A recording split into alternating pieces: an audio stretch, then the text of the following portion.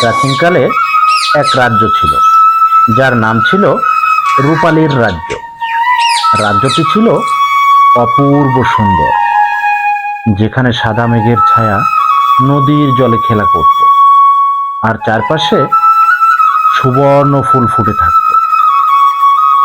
রাজ্যের মানুষ ছিল শান্তিপ্রিয় এবং পরস্পরের প্রতি ছিল খুবই দয়ালু। রাজা সুমেন্দ্র ও রানী রূপালী ছিলেন প্রজাদের জন্য দুটি নিবেদিত প্রাণ। সবকিছু মিলিয়ে বেশ ভালোই চলছিল রূপালী রাজ্য। হঠাৎ একটি দুরারোগ্য ব্যাধি নামক কালবৈশাখী ঝড়ে রাজ্যের সব কিছু এলোমেলো করে দেয়। আমার প্রচন্ড বুকে ব্যথা করছে, তোমরা কে কোথায় আছো? সেনাপতি, ওঝা, বৈদ্য, তোমরা কে কোথায় আছো? সবাই তাড়াতাড়ি এসো, দেখো রাজা যেন কেমন করছে।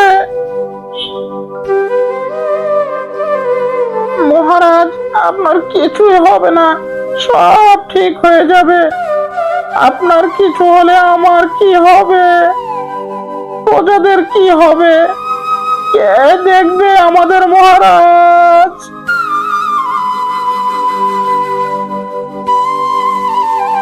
জীবন মৃত্যু তো সৃষ্টিকর্তার হাতে।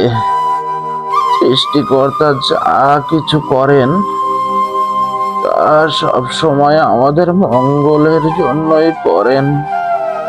তিনি নিশ্চয়ই তোমাদের সকলকে হেফাজত করবেন। আমার সময় ফুরিয়ে এসেছে।